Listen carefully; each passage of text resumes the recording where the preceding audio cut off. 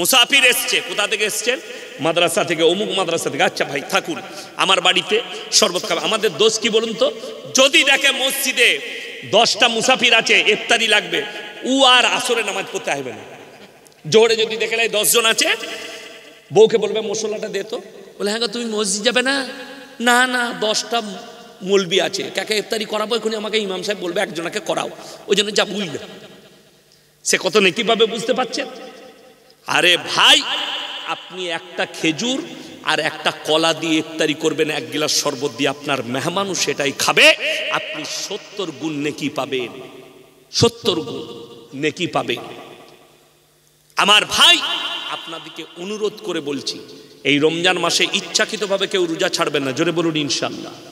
আমাদের দেশের কিছু লোকের রোগ আছে, এরপর আমি শেষ করব, সময় হয়ে এসছে। শেষ করে দিই নাকি? না না, আমার টাইম শেষ হয়ে আসছে। হ্যাঁ হ্যাঁ হোক, জেনারেটর মাল জুড়ে দিয়েছি, চলেই যা। অত সহজ নয়। আমাকে পয়নে 1টা বলেছে, 1টা বাজতে চললো, কালকে অনেক দূরে জলসা আছে। যাই হোক, আমি বলি রমজান মাস এলে আমাদের অনেক লোকের রোগ বেরোয়, পেটে বাজে, নাহলে পেটে পাথর হয়। আমার একটা ফুফুইতো ভাই হয় সম্পর্কে আমার গ্রামে, একদিন রোজার আগে, এই বছর আগের বছরে এসে বলছে, মামা আমার না ডাক্তারে নিষেধ করেছে, পেটে পাথর হয়েছে, রোজা রাখা যাবে না। আমরা মোটেই রাখি না, কিন্তু শোন লাইন আছে। এই যে গ্রামটা এলাম, একটাই রাস্তা না, আরো আছে রাস্তা আছে।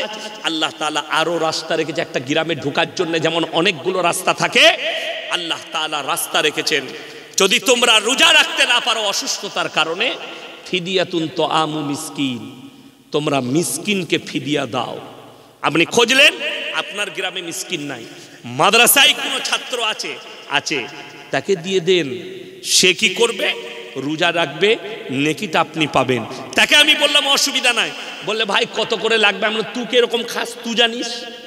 বলে আমি যা খাই মোটামুটি 150 হবে। আমরা হিসেব কর 4500। তাহলে তুই মাদ্রাসায় তালবিলিম আছে 10 জন, তুই একজনকে করিয়ে দিবি, 4500 টাকা দিয়ে দিবি। বলে ঠিক আছে। প্রথম দিনই দেখছি সেহরি খেয়ে চলেইছে নামাজ পড়তে ফজরে।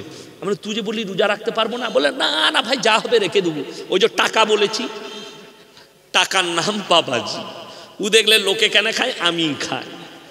নাউজবিল্লাহ। আমার ভাই বাহানা দিও না।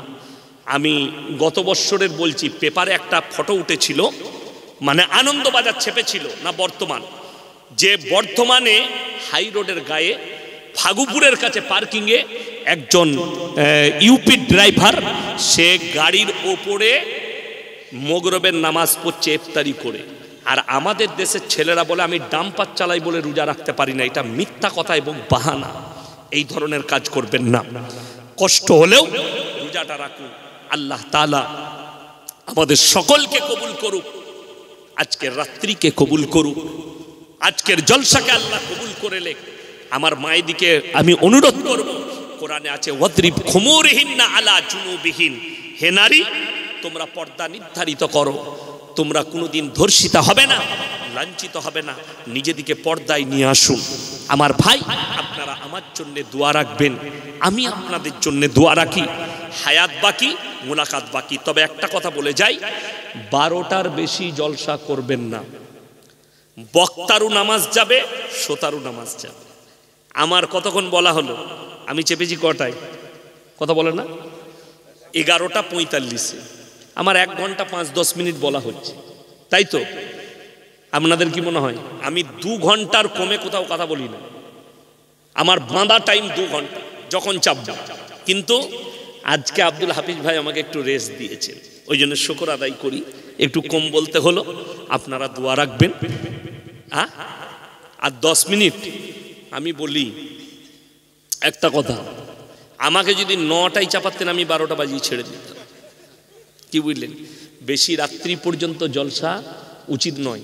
আগামীতে জলসা করবেন, আমাকে 9টায় চাপাবেন, আমি 12টায় শেষ করে দেব ইনশাল্লাহ। 1-3 ঘন্টা বলে দেব। বুঝতে পেরেছেন? আমি আপনাদের মাইকে কথা বলি নাই।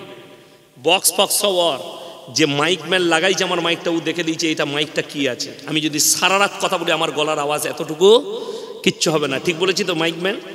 হ্যাঁ, উনার যেটা পাওয়ার ছিল তার 5 গুণ পাওয়ার এটাই আছে। বাংলাদেশের বক্তারা এই মাইক্রোফোনেই কথা বলে, ওই জন্যে আমি নিজস্ব মাইক্রোফোন কিনে নিয়ে এসেছি। আমার গলা কোনোদিন ভাঙবে না, কি বুঝলেন? দেখেছেন আমার গলা ভাঙতে? দেখেন এক এক বক্তার গলা ভেঙে যায়, যার কারণ হচ্ছে ওই মাইক্রোফোন। ওইটার পাওয়ার হচ্ছে 550, এইটার পাওয়ার হচ্ছে 3400 প্লাস। তাইলে 500 আর 3400 কত পার্থক্য হিসাব করেলেন? 5 7 35, ওইটা 7টার সমান এটা একটা, এটার পাওয়ার। আমি আরামসে কথা বলছি, দেখেছেন আমি ঘেমেছি, ঘামি নাই, স্যাম্পল ভাবে কথা বলছি, অটোমেটিক ছুড়ে দিচ্ছে কথা। আমি কত দূর থেকে কথা বলছি, ওই জন্যে আমি এখনো কথা বলতে পারতাম। যাই হোক, আমি দোয়া করছি, দোয়া দিয়ে যাচ্ছি, আর মা বোনের দিকে অনুরোধ করছি, আপনাদিকে বলে যাচ্ছি, আলেমদের শ্রদ্ধা করুন, আলেমদের পাশে থাকুন, আর প্রত্যেকটা ভাই কোরআনের পক্ষে থাকবেন, জোরে বলুন ইনশাআল্লাহ। এই আলেমরা যেদিনে ডাক দিবে, জেনে রেখে দিবেন রসুলের জন্য, কোরআনের জন্য, ইসলামের জন্য আমাদের জান ও কুরবান আছে, সকলে জোরে বলুন ইনশাআল্লাহ। আমাদের ভারত সরকার তারা চেয়েছে, ওয়াকফ বিল এখনো পাশ করাতে পারেনি, দ্বন্দ্ব চলছে। আপনারা প্রস্তুত থাকুন, আমরা আমাদের প্রাণ দিতে রাজি আছি, কিন্তু আমাদের বাপ দাদার সম্পত্তি দিতে আমরা রাজি নাই, সকলে জোরে বলুন ইনশাআল্লাহ।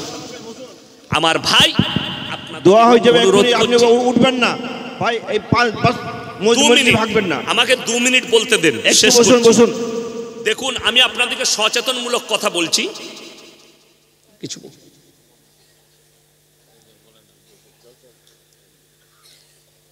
আমার ভাই, আমি আপনাদিকে, আচ্ছা, ওনার জলসা খরচের জন্য 500 টাকা দিয়েছেন, ওনার আব্বা ইন্তেকাল করেছেন, আল্লাহ তাআলা ওনাকে জান্নাতি করুক, বলুন আমিন।